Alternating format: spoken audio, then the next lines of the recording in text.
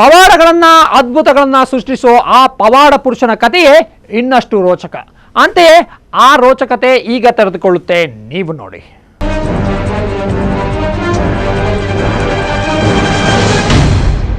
ಪವಾಡಗಳನ್ನ ಅದ್ಭುತಗಳನ್ನ ಸೃಷ್ಟಿಸೋ ಆ ಪವಾಡ ಪುರುಷ ಅವರು ಈಗಿರುವ ಸ್ಥಳಕ್ಕೆ ಬಂದ ಕತೆ ಇನ್ನೂ ರೋಮಾಂಚಕ.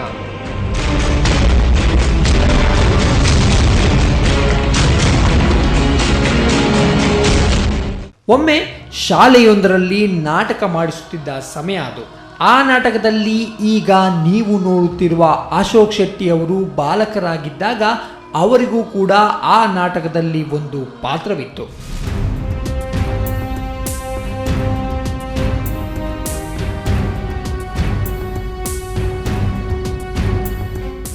ಅದಕ್ಕೆಂದೇ ತಯಾರಾಗಿದ್ದ ಅವರಿಗೆ ನಿರಾಶೆ ಕೂಡ ಕಾದು ಕುಳಿತಿತ್ತು.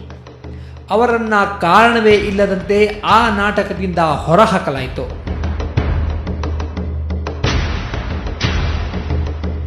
ಹೀಗೆ ಆದ ಬಳಿಕ ಬೇಸರಗೊಂಡ ಅವರು ದೇವರ ವಿಗ್ರಹದ ಬಳಿ ಬಂದು ಅತ್ತು ಅಲ್ಲೇ ನಿದ್ರಿಸಿ ಬಿಡ್ತಾರೆ.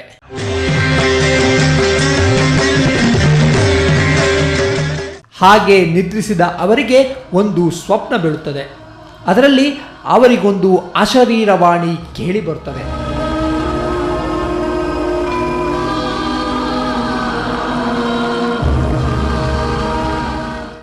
ಅದರಲ್ಲಿ ನಾನು ಇರುವವರೆಗೂ ನೀನು ಹೆದರುವುದು ಬೇಡ ಎಂಬ ಮಾತು ಕೂಡ ಅವರಿಗೆ ಕೇಳಿಬರುತ್ತದೆ. ಹೀಗೊಂದು ಮಾತು ಅವರಿಗೆ ಕೇಳಿದ ಬಳಿಕ ಅಶೋಕ್ರವರಿಗೆ ಮನಸ್ಸಲ್ಲಿ ಒಂದು ಸ್ಥೈರ್ಯ ಬಂದು ಬಿಡುತ್ತದೆ. ನನ್ನ ಬೆಂಗಾವಲಿಗೆ ಯಾರೋ ಇದ್ದಾರೆ ಎಂಬ ಭಾವ ಶುರುವಾಗಿ ಬಿಡುತ್ತದೆ.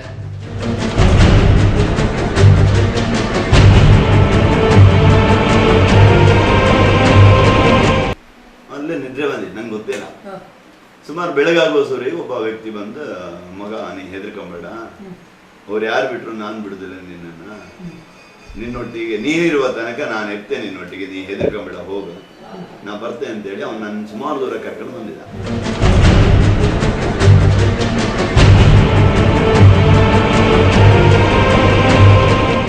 ಹೀಗೆ ಕಾಲಚಕ್ರ ಉರುಳುತ್ತಿದ್ದಂತೆ ಆ ವಾಣಿಯಲ್ಲಿ ಕೇಳಿದ ಮಾತುಗಳನ್ನಾಡಿದ ಪವಾಡ ಪುರುಷ ಇವರ ಮೇಲೆ ಬಂದು ಹೋಗಲು ಪ್ರಾರಂಭಿಸ್ತಾನೆ. ಇಂತಹ ಸಂದರ್ಭದಲ್ಲಿ ಏನು ಮಾಡುವುದು ಎಂದು ತಿಳಿಯದ ಅಶೋಕ್ರವರ ತಾಯಿ ತಾವು ನಂಬಿದ್ದ ದೇವರಾದ ಮಹಂಕಾಳಿಯ ಮೊರೆ ಹೋಗ್ತಾರೆ.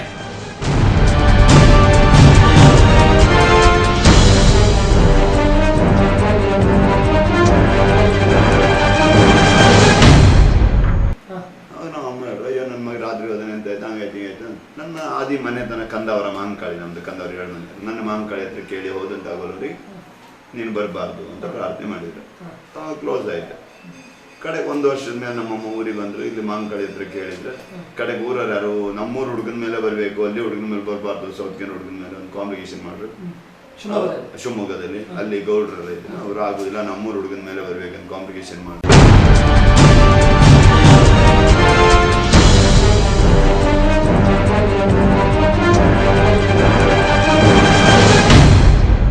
ಹಾಗೆ ಆದ ಸಂದರ್ಭ ಅಶೋಕ್ರವರ ಮೇಲೆ ಕೂಡ ಆ ಪವಾಡ ಪುರುಷ ಬಂದು ದೇವರೊಂದಿಗೆ ಮಾತಿಗೆ ಇಳಿಯುತ್ತಾನೆ.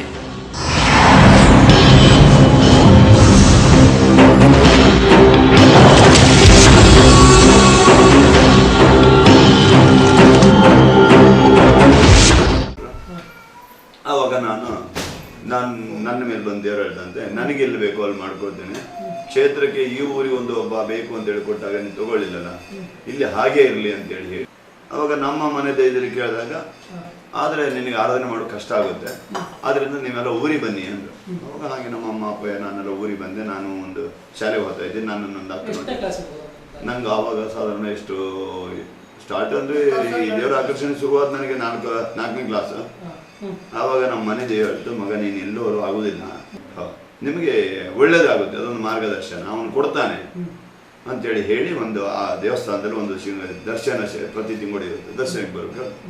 ಆವಾಗ ತಿಂಗೋಡ್ದ ಮನೆಯಲ್ಲಿ ದರ್ಶನದಲ್ಲಿ ನನ್ನ ಮೇಲೆ ಆಕರ್ಷಣೆ ಆದಾಗ ನನ್ನ ಶನಿ ದೇವರ ಹತ್ರ ಈ ದೈವ ಆಕರ್ಷಣೆ ಅವ್ರ ಪಾತ್ರೆಗಳ ಮೇಲೆ ಕಡ್ಡಾಯವಾದಂಥ ವಾದಗಳು ನಡೀತೀವಿ.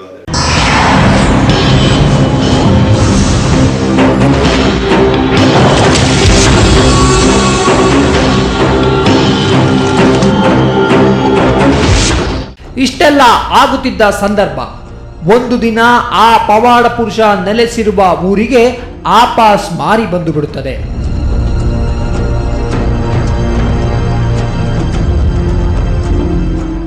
ಊರಿನ ದನಕರುಗಳು ಸಾಯಲು ಪ್ರಾರಂಭವಾಗ್ತದೆ. ಏನು ಮಾಡುವುದು ಎಂದು ತಿಳಿಯದಿದ್ದಾಗ ಆ ಊರಿನ ಜನ ನೇರವಾಗಿ ಆ ಪವಾಡ ಪುರುಷನ ಆತ್ಮೀಯರಾದ ಅಶೋಕ್ರವರ ಬಳಿ ಬಂದು ತಮ್ಮ ತೊಂದರೆಯನ್ನ ಹೇಳಿಕೊಳ್ತಾರೆ.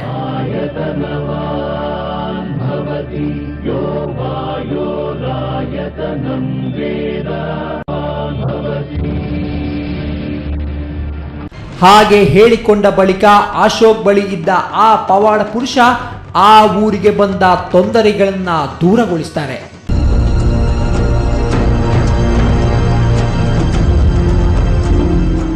ಇದಾದ ಬಳಿಕ ಆ ಊರಿನ ಜನ ಆ ಪವಾಡ ಪುರುಷನನ್ನ ಅವನ ಶಕ್ತಿಯನ್ನ ನಂಬಲು ಪ್ರಾರಂಭಿಸ್ತಾರೆ.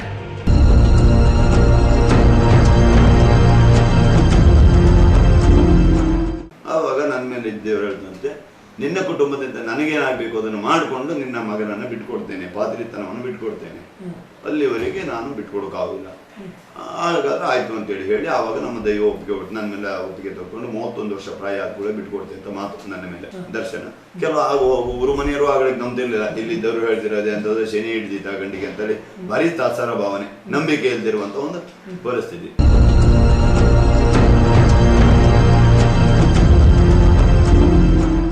ಹೀಗೆ ಆ ಪವಾಡ ಪುರುಷನ ಮಾತಿನಂತೆ ನಡೆಯುತ್ತಿದ್ದ ಅಶೋಕ್ರವರು ಆ ಪವಾಡ ಪುರುಷನನ್ನ ತನ್ನ ಮನೆಯಲ್ಲೇ ಇರಿಸಿಕೊಂಡು ಅವರನ್ನ ಭಕ್ತಿ ಭಾವದಿಂದ ನೋಡಿಕೊಳ್ಳಲು ಶುರು ಮಾಡ್ತಾರೆ.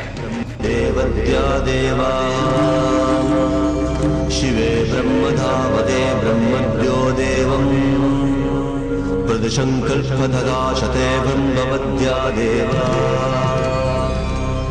ಹೀಗಿದ್ದ ಸಂದರ್ಭ ಆ ಪವಾಡ ಪುರುಷನನ್ನ ನೋಡಲು ಜನ ಮುಗಿಬೀಳಲು ಪ್ರಾರಂಭಿಸಿದಾಗ ಅಶೋಕ್ರವರು ಆ ಪವಾಡ ಪುರುಷನಿಗೆ ಒಂದು ಸೂರನ್ನ ನಿರ್ಮಿಸಬಾರದು ಎಂದು ಚಿಂತಿಸಿ ಜಾಗಕ್ಕಾಗಿ ಹುಡುಕಾಟ ನಡೆಸ್ತಾರೆ.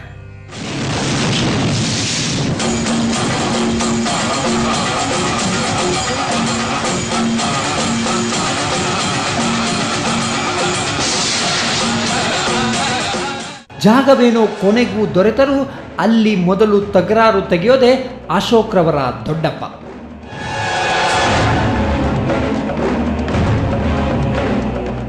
ಮೊದಲೇ ಆರ್ಥಿಕವಾಗಿ ಬಡವರಾಗಿದ್ದ ಅಶೋಕ್ರವರಿಗೆ ಏನು ಮಾಡುವುದು ತಿಳಿಯದೆ ನೊಂದು ಆ ಪವಾಡ ಪುರುಷನನ್ನ ಸ್ಮರಿಸ್ತಾರೆ.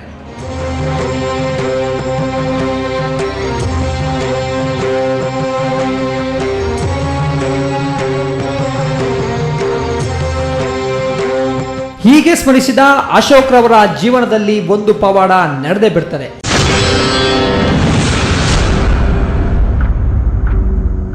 ಯಾರು ತಡೆಯನ್ನ ಮಾಡಿದ್ರೋ ಆ ವ್ಯಕ್ತಿಗೆ ಹುಚ್ಚು ಹಿಡಿದು ಬಿಡ್ತದೆ. ದಾರಿಯ ಮೇಲೆ ಹೋಗಿ ಬರುವವರನ್ನ ಆ ವ್ಯಕ್ತಿ ನಿಂದಿಸಿ ಅವರ ಮೇಲೆಲ್ಲ ಹಲ್ಲೆ ಮಾಡಲು ಪ್ರಾರಂಭಿಸ್ತಾನೆ.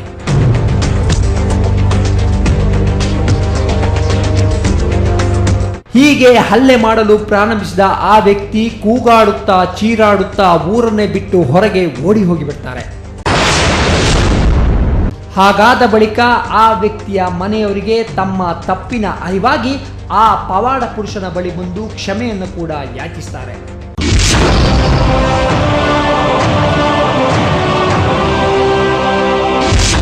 ಹಾಗೆ ಅಂದು ಆದ ಬಳಿಕ ಆ ವ್ಯಕ್ತಿ ತಮ್ಮನ್ನ ತಾವು ತಿದ್ದಿಕೊಂಡು ಆ ಪವಾಡ ಪುರುಷನ ಸೇವೆ ಮಾಡಲು ನಿಂತಾರೆ.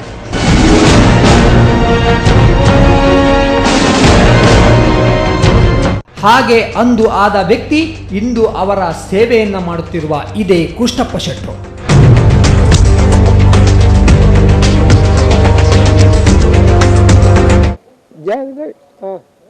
ಸ್ವಲ್ಪ ಮಿಸ್ಟೇಕ್ ಬಂದರೆ ನಮಗೆಲ್ಲ ಸ್ವಲ್ಪ ತೊಂದರೆ ಬಂದು ಸೋಲ್ ಬಂತು.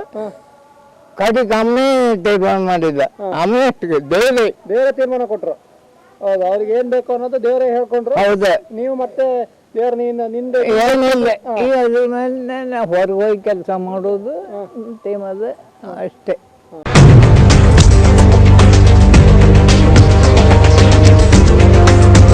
ಹೀಗೆ ನೂರಾರು ಜನ ಆ ಪವಾಡ ಪುರುಷನಿಗೆ ನೆಲೆ ಸಿಗಲು ಭಂಗಪಡಿಸಿದ ವ್ಯಕ್ತಿಗಳು ಇಂದು ಹುಚ್ಚರಾಗಿ ದಟ್ಟ ದರಿದ್ರರಾಗಿ ಹೋಗಿರುವ ಉದಾಹರಣೆ ನಮಗೆ ಇಲ್ಲಿ ಕಾಣಲು ಸಿಗ್ತದೆ.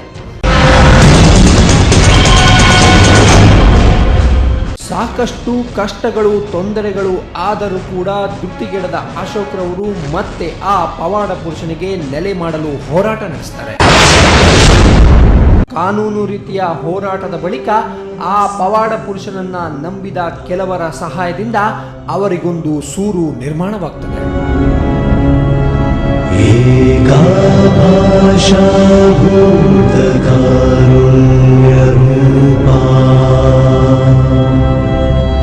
ಆ ಸೂರು ಕೂಡ ಆ ಪವಾಡ ಪುರುಷ ಇಚ್ಛೆಪಟ್ಟ ಜಾಗದಲ್ಲೇ ನಿರ್ಮಾಣಗೊಳ್ಳುತ್ತದೆ.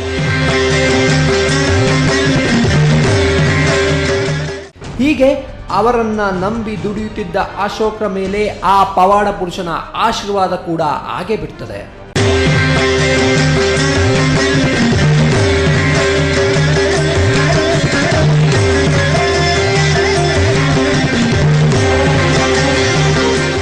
ಹಾಗೆ ಆದ ಆಶೀರ್ವಾದದಿಂದ ಒಂದು ಕಾಲದಲ್ಲಿ ಕೂಲಿ ಕೆಲಸ ಮಾಡಿ ಬದುಕುತ್ತಿದ್ದ ಅಶೋಕ್ರವರು ಇಂದು ಮದುವೆಯಾಗಿ ಸುಖಿ ಕುಟುಂಬ ನಡೆಸುತ್ತಿದ್ದಾರೆ.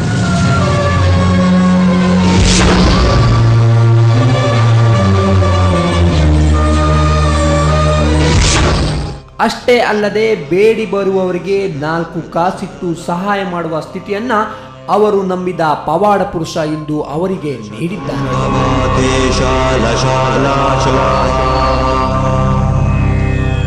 ಮಹಾಶೇತ ಆತ್ಮ ವ್ರತಶಾಲಾ ಶಿವ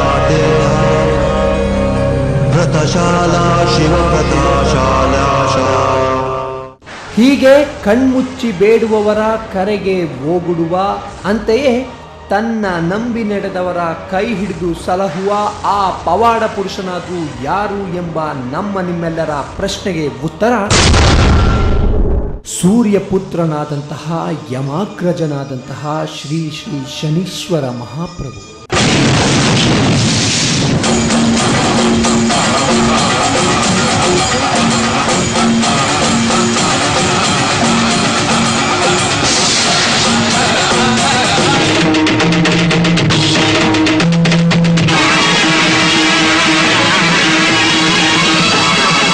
ಹೌದು, ಕಲಿಯುಗದಲ್ಲಿ ಅಹಂಕಾರದಿಂದ ಮೆರೆವ ಜನರಿಗೆ ಬುದ್ಧಿ ಕಲಿಸಿ ಅವರ ಪಾಪಕರ್ಮಗಳ ಅನುಸಾರವಾಗಿ ಆಶೀರ್ವದಿಸಿ ಹರಸುವ ಶ್ರೀ ಶನೀಶ್ವರ ದೇವರ ಶಕ್ತಿ ಅಪಾರ.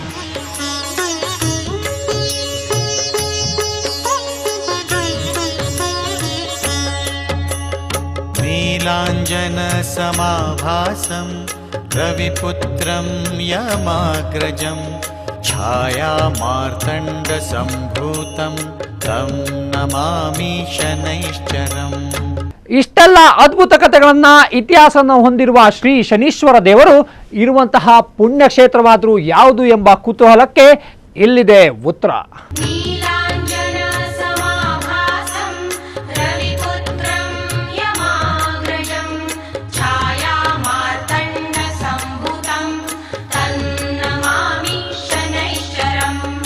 ನಂಬಿದವರ ಕೈ ಹಿಡಿದು ಸಲಹುತ್ತಿರುವ, ಅಂತೆಯೇ ಬೇಡಿದವರಿಗೆ ಕಾಮಧೇನುವಾಗಿರುವ ಶ್ರೀ ಶನೀಶ್ವರ ನೆಲೆಸಿರುವ ಊರಾದ್ರೂ ಯಾವುದು ಎಂದು ಕೇಳುವ ನಿಮ್ಮ ಪ್ರಶ್ನೆಗೆ ಉತ್ತರ ಉಡುಪಿ ಜಿಲ್ಲೆಯ ಕುಂದಾಪುರ ತಾಲೂಕಿನ ಸಿದ್ದಾಪುರ ಗ್ರಾಮದ ಚೋನಮನೆ ಕ್ಷೇತ್ರವೇ ಶ್ರೀದೇವರು ನೆಲೆಸಿರುವಂತಹ ಪುಣ್ಯಕ್ಷೇತ್ರ.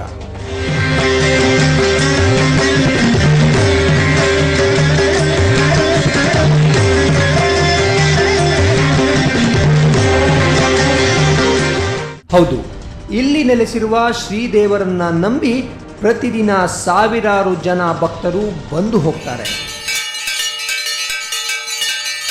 ಅಲ್ಲಿಗೆ ಬಂದ ಭಕ್ತರ ಮೊಗದಲ್ಲಿ ನೆಮ್ಮದಿಯ ನಿಟ್ಟುಸಿರನ್ನ ಬಿಟ್ಟ ಅನುಭವ ನಮಗೆ ಎದ್ದು ಕಾಣ್ತದೆ. ನೀಲಾಂಜನ ಸಮಾಭಾಸಂ ರವಿಪುತ್ರಂ ಯಮಾಗ್ರಜಂ ಛಾಯಾ ಮಾರ್ತಂಡ ಸಂಭೂತಂ ತಂ ನಮಾಮಿ ಶನೈಶ್ಚರಂ. ನೀಲಾಂಜನ ಸಮಾಭಾಸಂ ರವಿಪುತ್ರಂ ಯಮಾಗ್ರಜಂ ಅಂತೆಯೇ ಶ್ರೀದೇವರ ಕ್ಷೇತ್ರದಲ್ಲಿ ಪಾದ್ರಿಗಳ ಮೈ ಮೇಲೆ ಶ್ರೀದೇವರ ಆಹ್ವಾನ ಕೂಡ ಆಗ್ತದೆ.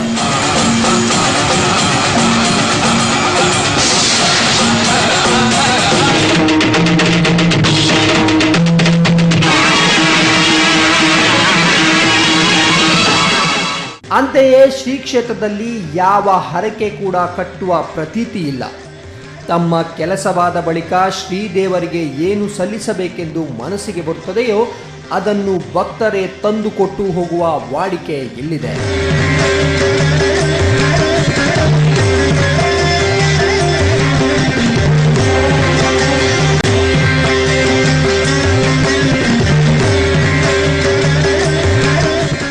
ಅಂತೆಯೇ ಶ್ರೀ ಕ್ಷೇತ್ರದಲ್ಲಿ ಯಕ್ಷಿಣಿ, ವರ್ತೆ ಪಂಜುಳ್ಳಿ, ಹುಲಿಚಂಡಿ, ಕಾಳಮ್ಮ, ಕಲ್ಲುಕುಟಿಗ ದೈವಗಳ ವಾಸಸ್ಥಾನವೂ ಇದೆ.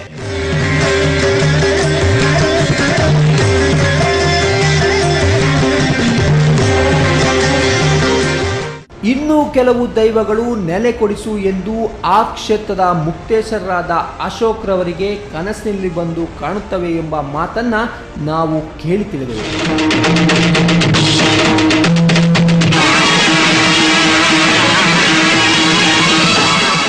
ಹಾಗಾದರೆ ಆ ದೈವಗಳು ಎಲ್ಲಿದೆ ಎಂದು ಕೇಳಿ ಕುತೂಹಲದಿಂದ 2 ಬಾರಿ ಕಾಡನ್ನು ಹೊಕ್ಕು ಆ ದೈವಗಳ ವಾಸಸ್ಥಾನದ ಹುಡುಕಾಟವನ್ನು ನಾವು ಮಾಡಿದೆವು.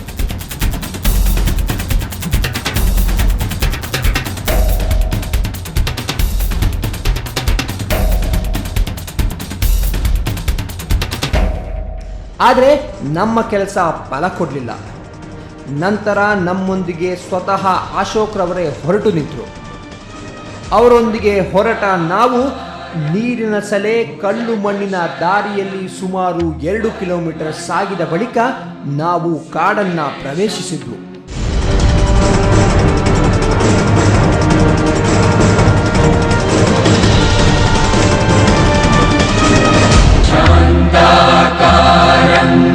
ಭುಜಗಶಯನಂ ಪದ್ಮನಾಭಂ ಸುರೇಶಂ ವಿಶ್ವಾಧಾರಂ ಗಗನ ಸದೃಶಂ ಮೇಘವರ್ಣಂ.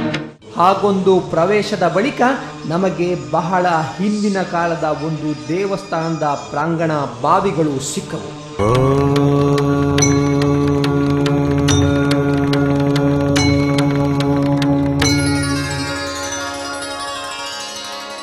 ಇದಾದ ಬಳಿಕ ನಮಗೆ ಒಂದು ದೈವಿ ಶಕ್ತಿ ಇರುವ ಹುತ್ತ ಕಾಣಿಸಿತು.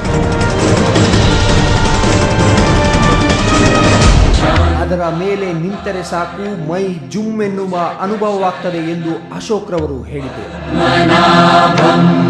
ಸುರೇಶಂ ವಿಶ್ವಾಧಾರಂ ಗಗನ ಸದೃಶಂ ಮೇಘವರ್ಣಂ. ಅಂತೆಯೇ ಇಲ್ಲೇ ಆ ಉಳಿದ ದೈವಗಳು ಇರೋದು ಎಂದು ನಮಗೆ ಅಶೋಕ್ ರವರು ತಿಳಿಸಿದರು ಕೂಡ. ಅಲ್ಲಿ ಮತ್ತೊಂದು ವಿಶೇಷತೆ ಏನಿತ್ತು ಎಂದರೆ ಆ ಸ್ಥಳದಿಂದ ಈಗಿರುವ ಶನೀಶ್ವರ ದೇವಸ್ಥಾನದ ತನಕ 15 ಮಾರಿಗೆ ಒಂದು ಹುತ್ತವಿದೆ. ಸುಮಾರು 23 ಹುತ್ತಗಳು ಆ ಸ್ಥಳದಿಂದ ಈಗಿರುವ ಶನೀಶ್ವರ ದೇವಸ್ಥಾನದವರೆಗೂ ಇದೆ ಎಂಬುದು ಅಚ್ಚರಿಯ ವಿಷಯ. ಇದೆಲ್ಲ ಆ ಕ್ಷೇತ್ರದ ದೇವರ ಪವಾಡ ಎಂದು ಅಲ್ಲಿಗೆ ಬರುವ ಜನ ನಂಬ್ತಾರೆ. ನಂಬಿ ಆ ಸ್ಥಳಕ್ಕೆ ಬಂದು ಹೋಗ್ತಾರೆ. ಭುಜಗಶಯನಂ ಪದ್ಮನಾಭಂ ಸುರೇಶಂ ವಿಶ್ವಾಧಾರಂ ಗಗನ ಸದೃಶಂ ಮೇಘವರ್ಣಂ. ಇಷ್ಟೆಲ್ಲ ಪವಾಡ ವಿಸ್ಮಯಗಳನ್ನು ಹೊಂದಿರುವ ಶ್ರೀ ಕ್ಷೇತ್ರದಲ್ಲಿ ಪ್ರತಿ ಶನಿವಾರ ಮತ್ತು ಬುಧವಾರ ಶ್ರೀದೇವರಿಗೆ ವಿಶೇಷ ಪೂಜೆ ಹಾಗೂ ಹೇಳಿಕೆಗಳು ನಡೆಯುತ್ತದೆ.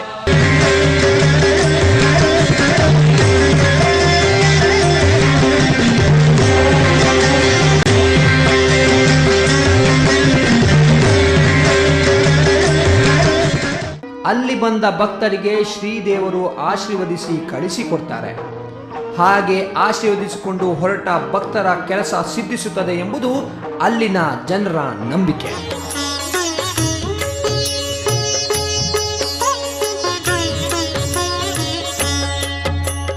ನೀಲಾಂಜನ ಸಮಾಭಾಸಂ ರವಿಪುತ್ರಂ ಯಮಾಗ್ರಜಂ ಛಾಯಾ ಮಾರ್ತಂಡ ಸಂಭೂತಂ ತಂ ನಮಾಮಿ ಶನೈಶ್ಚರಂ. ಇಷ್ಟೆಲ್ಲ ಪವಾಡಗಳನ್ನು ಸೃಷ್ಟಿಸೋ ಶ್ರೀದೇವರ ಕ್ಷೇತ್ರಕ್ಕೆ ನಾವು ಹೊರಟ ಪಯಣ ಕೂಡ ರೋಚಕ.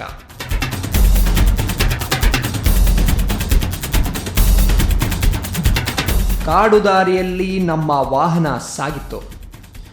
ಸುಮಾರು 2 ಗಂಟೆಗಳ ಪಯಣದ ಬಳಿಕ ಡಾಂಬಾರು ರಸ್ತೆ, ಕಾಡಿನ ಮಣ್ಣು ರಸ್ತೆಯಲ್ಲಿ ಸಾಗಿದ ನಮಗೆ ಶ್ರೀ ಕ್ಷೇತ್ರ ಚೋನಮನೆ ದೊರೆತಿತ್ತು. ಅಲ್ಲಿ ನಿಮಗಾಗಿ ಶ್ರೀದೇವರ ಬಗ್ಗೆ, ಅವರ ಪವಾಡದ ಬಗ್ಗೆ ಕೇಳಿ ತಿಳಿದ ನಾವು ಅಲ್ಲಿಂದ ಹೊರಟಾಗ ನಮ್ಮ ಮನಸ್ಸು ಕೂಡ ನೆಮ್ಮದಿಯ ನಿಟ್ಟಿಸಿರು ಬಿಡುವಂತೆ ಮಾಡಿತ್ತು. ಹಾಗೆ ಒಂದು ಒಳ್ಳೆಯ ಕೆಲಸವನ್ನು ಮಾಡಿದ ಅನುಭವ ನಮ್ಮ ಜೊತೆಯಲ್ಲೇ ಹೊರಟು ನಿಂತಿತ್ತು. ಅಷ್ಟೇ ಅಲ್ಲದೆ ನಾವು ಕೂಡ ಕಣ್ಮುಚ್ಚಿ ಶ್ರೀದೇವರನ್ನ ನೆನೆದು ಅಲ್ಲಿಂದ ವಾಪಸ್ಸಾಗಿದ್ವು. ನೀಲಾಂಜನ ಸಮಾಭಾಸಂ ರವಿಪುತ್ರಂ ಯಮಾಗ್ರಜಂ ಛಾಯಾ ಮಾರ್ತಂಡ ಸಂಭೂತಂ ತಂ ನಮಾಮಿ ಶನೈಶ್ಚರಂ. ನೀಲಾಂಜನ ಸಮಾಭಾಸಂ ರವಿಪುತ್ರಂ ಯಮಾಗ್ರಜಂ. ನೋಡಿದ್ರಲ್ಲ ವೀಕ್ಷಕರೇ, ಹೇಗೆ ಶ್ರೀ ಶನೀಶ್ವರ ದೇವರು ಚೋನಮನೆಯಲ್ಲಿ ನೆಲೆಸಿ ಪವಾಡಗಳನ್ನು, ಅದ್ಭುತಗಳನ್ನು ಸೃಷ್ಟಿಸಿದ್ದಾರೆ ಅಂತ. ಅಂತೆಯೇ ಇಂತಹ ಅದ್ಭುತಗಳು ಮತ್ತು ಪವಾಡಗಳು ನಡೆಯೋಕೆ ಒಂದು ಕಾರಣ ಅಂದರೆ ಅಲ್ಲಿರುವಂತಹ ನಂಬಿಕೆ. ಯಾಕೆಂದರೆ ಏನೇ ಪವಾಡಗಳು, ಅದ್ಭುತಗಳು ನಡೆದರೂ ಅದು ನಿಮ್ಮ ನಂಬಿಕೆ ಮೇಲೆ ಮಾತ್ರ ನಡೆಯುತ್ತೆ ಅಂತ ಹೇಳ್ತಾ ನಾನು ಹೊರಡ್ತಾ ಇದ್ದೇನೆ. ಧರ್ಮೋ ರಕ್ಷತೆ ರಕ್ಷಿತಃ.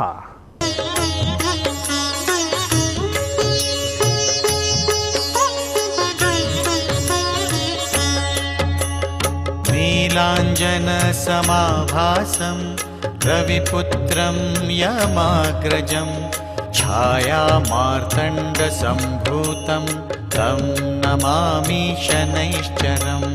ನೀಲಾಂಜನ ಸಮಾಭಾಸಂ ರವಿಪುತ್ರಂ ಯಮಾಗ್ರಜಂ ಛಾಯಾ ಮಾರ್ತಂಡ ಸಂಭೂತಂ ತನ್ನಮಾಮಿ ಶನೈಶ್ಚರಂ.